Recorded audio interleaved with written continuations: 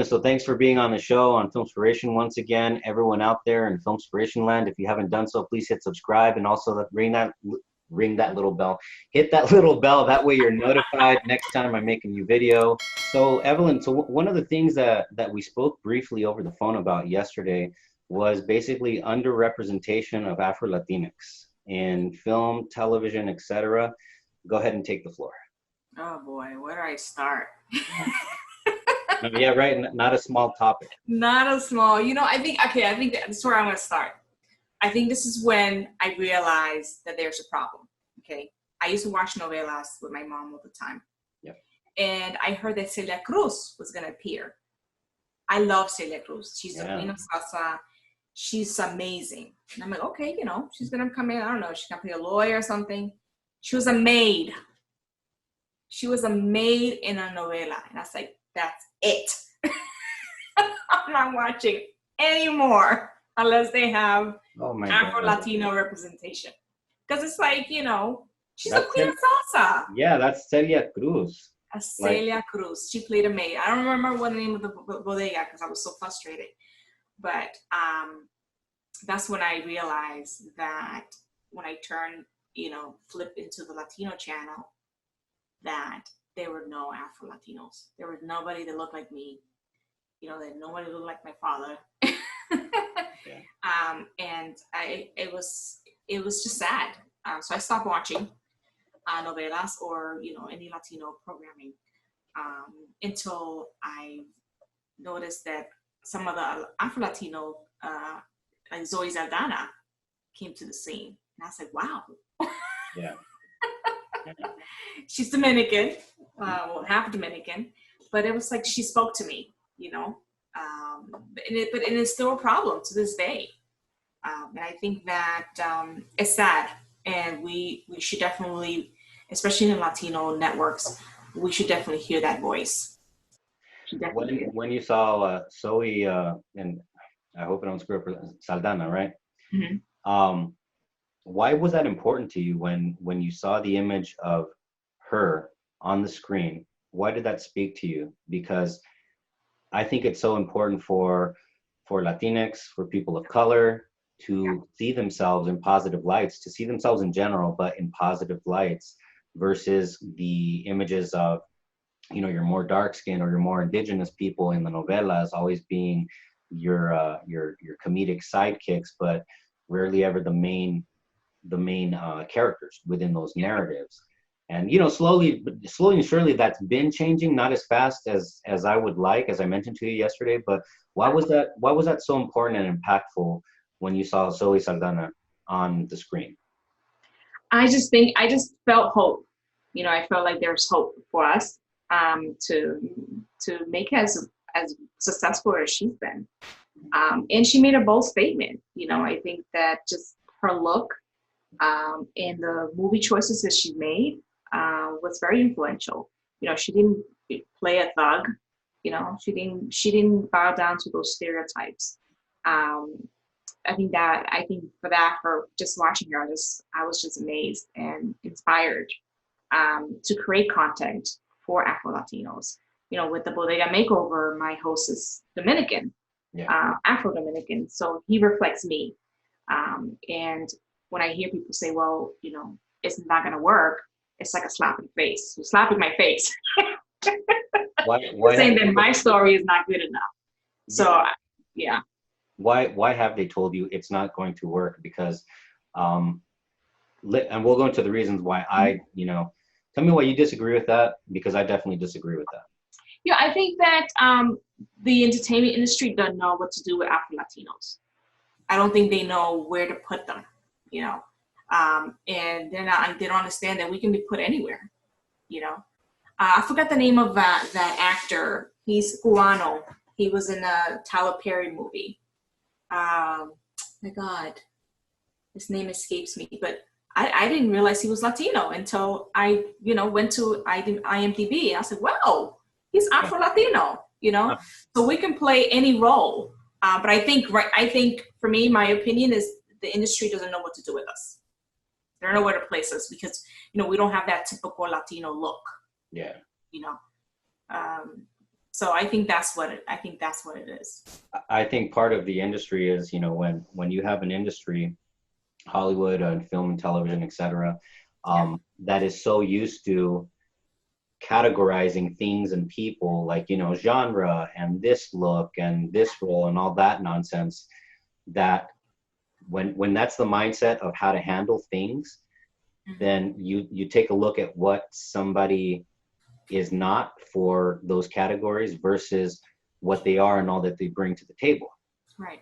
And so I think it's a mindset that needs to be reanalyzed and changed in that aspect, you know, versus us trying to fit certain molds.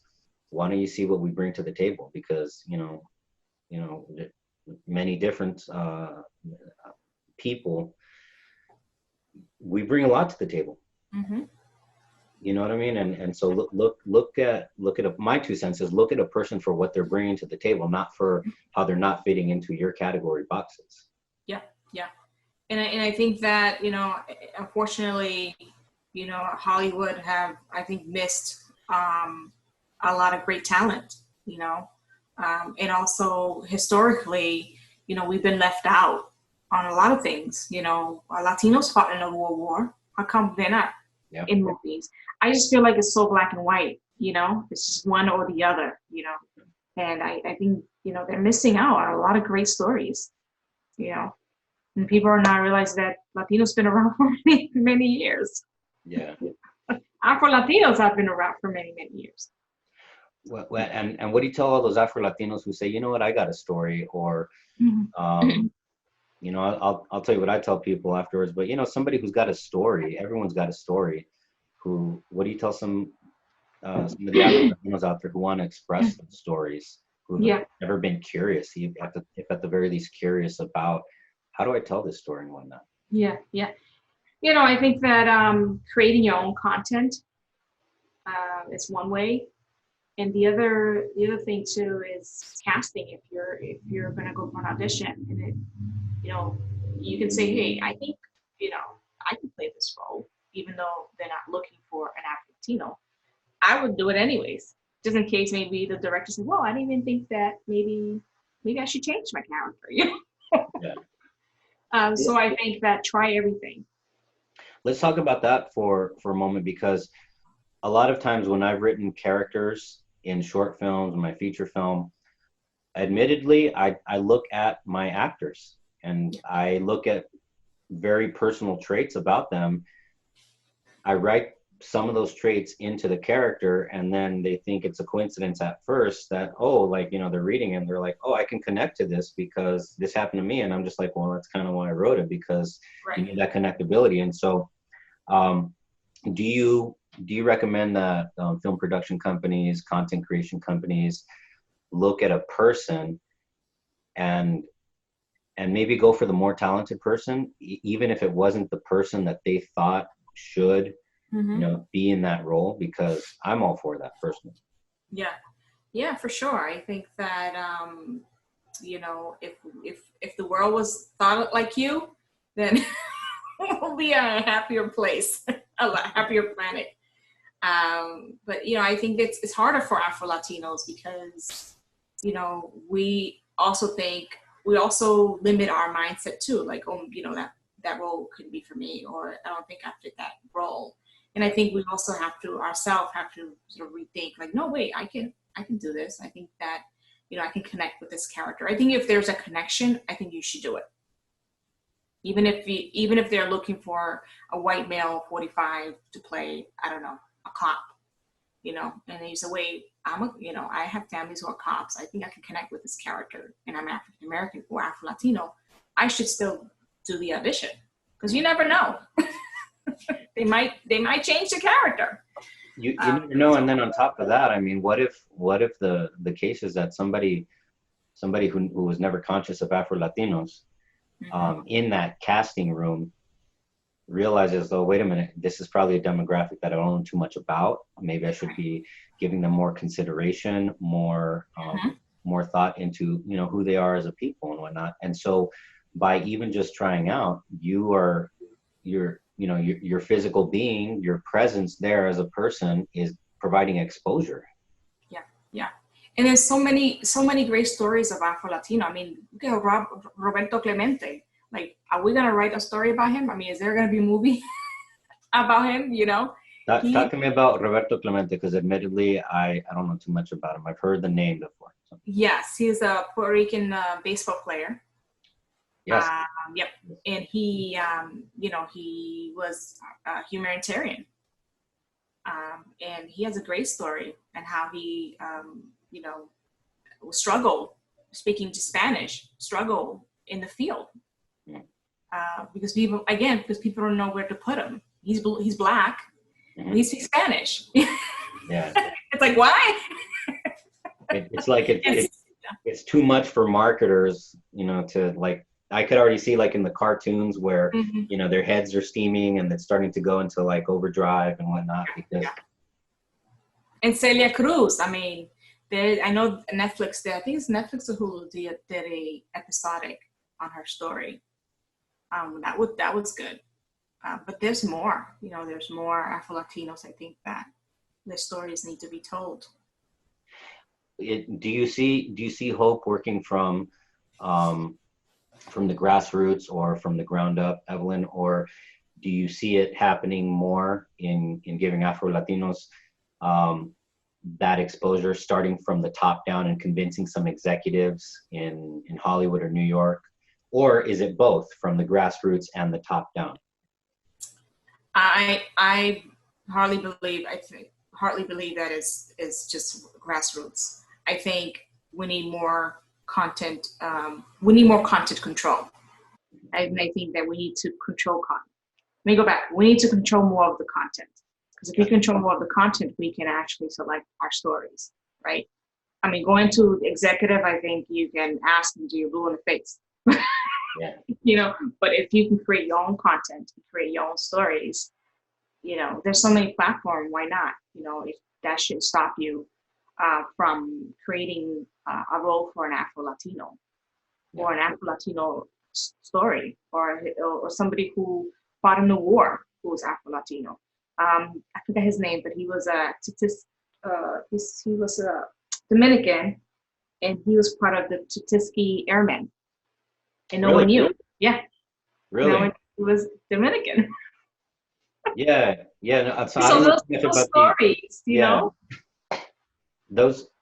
So it kind of goes back to the technical aspect of, with Afro-Latinos, maybe it's time to when. So I've got a saying, but I'm pretty sure it's not exclusive to me, Evelyn, that when you're not seeing the opportunities that you want to see, that's probably your cue to sit down and write the story yourself and pick up the camera yourself and start telling the stories, especially when we all have access to good, affordable cameras. Sometimes they're just called our cell phone. Mm-hmm. Editing systems, uploading, distributing through social media. I mean, sometimes when it comes down to it, if we want to give ourselves representation, now more than ever, I'm going to go out on a limb here a little bit and say now more than ever, it might be up to us. It might have to be up to us. Right? Yeah, sure. Like you said, the grassroots level. And not wait for Hollywood, and not wait for the executive to realize that we have these stories. We have to, again, figure out ourselves and use these tools that are available to us, and create our own content.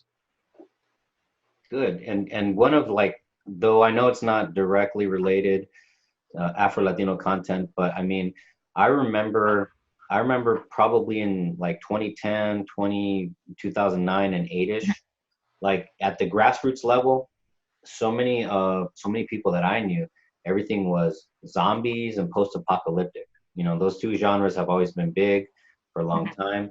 But then, when we see Denzel in, what was the name of that movie where he's I'm gonna give it away here. He's blind.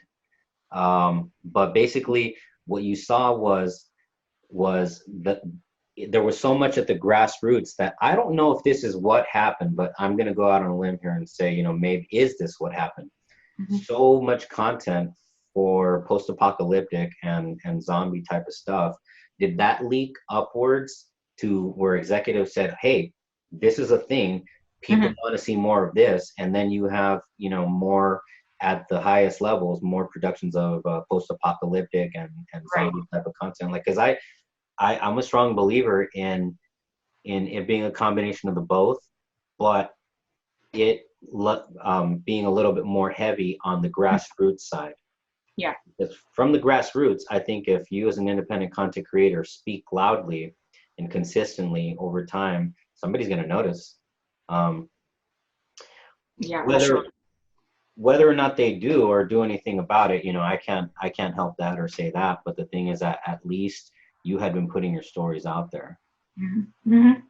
Yeah, and even if it's not to get a national recognition, just to tell it, you know, even if you're just doing it for your blog, Yeah. but you're starting with that, you know, story. I think it's important. Evelyn, and if I'm Afro-Latinx out there watching this episode and I say, well, I don't know how to write, I don't know how to shoot, I don't know how to edit, I don't know how to crowdfund and whatnot. My 2 cents, but I want you to jump in also. My 2 cents is you go to the University of YouTube, which I understand is free, and you can learn anything on there. Yes, you can learn anything. You can learn how to direct. I mean, also you're figuring out what aspect of the film you want to do. You know, if you don't want to edit, if you don't want to do any of that, you can say, okay, I think I want to just write it and have somebody else do it. There's also film schools too. You know, film school, there's public access television where you can create your own show. You know, there are many resources out there. Cool.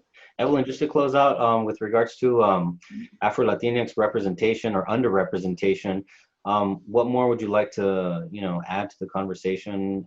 What message do you want to put out there to the underrepresented Afro-Latinx community? I just said we need to just keep pushing our story, telling our story how we can, and you know, just be consistent with it. Our stories do matter. They really do. And one aspect, before we close out, I just remembered this. We spoke about this yesterday, Evelyn, especially with everything that's going on in the times that we're living in.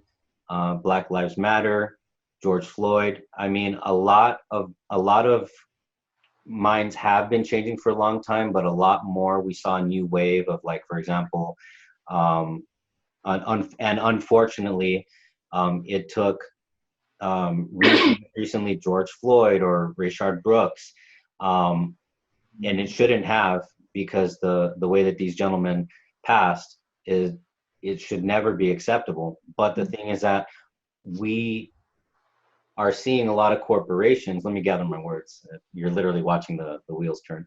A lot of corporations that, you know, and a lot of other people have found something in saying, no, things need to change. You know, found something for themselves in Black Lives Matter.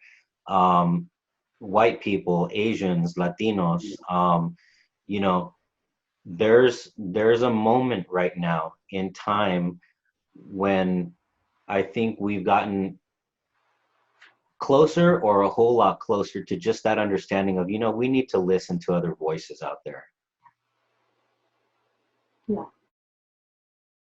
Yeah, and I goes to our Latino networks. I think they need to start looking at that too. Like, okay, we need to start telling those other stories, and not be so close-minded and say, well, you know, we should only cater to this demographic because they're the largest demographic, and we should just tell stories about that. Yeah. I don't think that demographic is thinking that way. You know, I don't think that, you know, just watching Dominicans on the show all the time is, you know, the Dominicans, I'm like, well, why do I need to watch myself all the time if I'm living the story? I want to hear other people. I want to, you know, hear about Peruvians, you know, how they live, you know. So I think that we need to, as Latinos, we need to open our minds a little bit more. I think we're very close-minded. And I'm sorry to say, you know, we do have a colorism problem in our networks. We do. As far as for, like, let's talk about I tried to close this out like 5 minutes ago, and so many things just keep on talking, and I my know, brain just right? Yeah. explodes. With regards to, like, for example, one of the big demos, the Mexican American demo in the United States, right? So is that to say that everything needs to be catered to that demographic? I believe not, Right. because I believe we all, are different cultures, versus trying to fit certain molds to then serve up to like one major demo, which shouldn't be the case. Yeah. Like you said, I don't think that we're actually thinking that way at like the actual consumption audience. Oh, yeah. When my parents are watching novelas from Brazil that are dubbed in Telemundo back in the day, when they're watching Sábado Gigante, um, when you know what I mean, like, Mm-hmm. we that's not really what's happening. What's really happening is that there are so many differences that I think are actually being appreciated as they should be, versus trying to have those differences molded and formed for one demographic. And so, Yeah. what Yeah. can And you add then to that, that? and also that demographic is changing. You can't, Yep. like you said, so we open it up. So Mexicans are the largest demographic when it comes to the Latino media, but there's a lot of Mexicans who are mixed. Yeah. They're half Asians, they're half blacks, they're half Dominican. They want to tell that side of the story too. Yeah. So I don't think that. I think it's a wrong mindset to have that one specific demographic we should cater to, even though that demographic is changing, is evolving, right? There's so many, sides to it. You can't just. I think it's boring. It was fascinating to me, with regards to, like, for example, when you think of the border, well, we know what demographic we think about, right? But in 2015, your major groups that were reaching for economic and also political asylum were from Centro y Sudamerica, gente from El Salvador, Guatemala, Nicaragua, and these people have it so bad, from what I understand, in their countries of origin, that those were the major groups that were getting, like, that were basically dominating the attention because of what was going on at the border. And we're Tucson's like 45 minutes from the border, so that was a pretty big topic, for everyone. But the thing is that just goes to show, like you said, the demographics are changing. And it's not just about one dominant, audience that you have to cater. It hasn't been that way for a while now. It's just that whether or not we wanted to acknowledge that, I acknowledge that, but whether or not people in marketing want to acknowledge that. So yeah, but sometimes media is set in their way. They don't want to, rock the boat, or they're afraid that they're going to lose that demographic, but it's far from reality. Yeah. and there's so much space within, either media or also commerce, for so many different, types of people, for us to come together to listen to our stories, to listen to our different voices, and understand, and I do emphasize the word listen a whole lot more if somebody else is telling their story and making that content. But that content does need to be made. And so, which is why I encourage, like, as you brought up, the underrepresentation for Afro-Latinx, I encourage more stories to come out, because I want to hear more, right? Especially with the Black Lives Matter movement. I've seen so many more videos. I've just gotten a chance to just sit down, be quiet, and learn a whole lot more, but because the content was being made on those topics. Yeah, in other countries too, the Black Lives Matter is Yes. It's strong. A lot of Hondureños, Afro-Hondureños, Puerto Rico, Afro-Puerto Rican, even Mexico, Afro-Mexicanos, they're standing up, they're saying, hey, my life matters too. Yeah. And you know what? Afro-Mexicanos, I understand, go back to the days of the Mexican Revolution, after slavery, because a lot of former slaves went to Mexico. And so, from what I understand, plantation owners then tried to talk to local governments and also local municipalities and asked like, hey, we want our slaves back. And those municipalities and governments said, you know, to the people who, you know, from the South here in the US who went to those places in Mexico, and the response was, there are no slaves here in Mexico, there are free men. And so, and I saw one photo that explained that from like the 1800s, I think, you know, where you got a light-skinned Mexicano and you got an Afro-Mexicano. And, you know, they got the guns like Pancho Villa style with like the bullets and stuff. Yeah, yeah, I think I've seen that picture. And so, you know, there's that's a voice right there too that, you know, I want to hear more about. But again, the content needs to be made, and you know, on the production side, the content needs to be made. I want to see more of that. And on the consumption side, we have to be and continue to remain open to listening to other voices and other perspectives, heavily including the Afro-Latinx community. Yeah. So my 2 cents. I agree. Cool. Anything else you want to add to this, Evelyn? Or maybe something that I might have missed on this topic? No, I think we covered all the topic. Okay, cool. Because my wife knows that I have a really bad habit of hijacking a conversation. And that's why I make fun of her and I tell her she's the talker in the relationship, and then insert eye roll. Oh. You know, she rolls her eyes and she's just like, no, you need to be quiet. You need to be quiet. So, and I'm conscious of that too. So yeah. Here's my glass of water for that. No worries. But no, this was a great topic. I think this was a good topic. I think that's important. I think people need to have more of this conversation, especially with Afro-Latinos. You know, because a lot of Afro-Latinos are also offended when Latinos have a sign that says Latino for Black Lives Matter. So it's like, well, I'm Afro-Latino, so my life does, you know. Yeah. So I don't know. It's just, I just think that we need to have more of this uncomfortable conversation where a lot of people feel uncomfortable. But when you are uncomfortable, that's a good thing. That's where the growth happens. Yeah.